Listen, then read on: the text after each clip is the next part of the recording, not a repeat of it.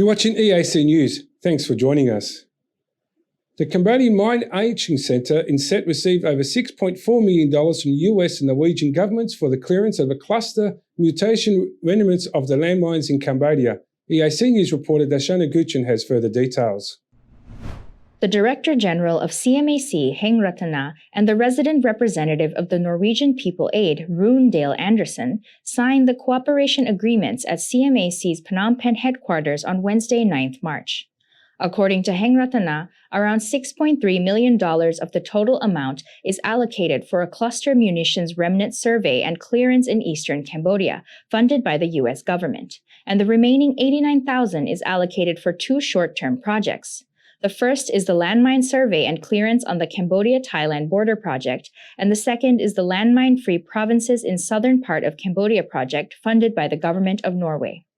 The support from the U.S. will enable CMAC to provide humanitarian services with around 200 demining experts to be deployed to the provinces of Kampong Cham, Tabong Khmum, Krache, Stungtreng, Svay Rieng, Preveng, Mondulkiri, and Ratanakiri for cluster munitions remnant survey and clearance.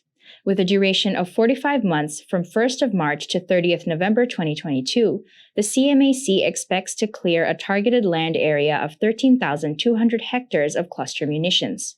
For their part, the demining clearance project will assist CMAC to realize its strategic plans to support the royal government of Cambodia to achieve the country's commitment to the AP Landmine Convention by 2025. The CMAC and NPA have a long history of cooperation since 1992, which has included the removal of the threat of landmines and explosive remnants of war, the return of hope, and the rebuilding of a prosperous future for Cambodians. The CMAC Director General said, CMAC wishes to profoundly thank the government and people of America and Norway for their continued commitment and strong support to mine action.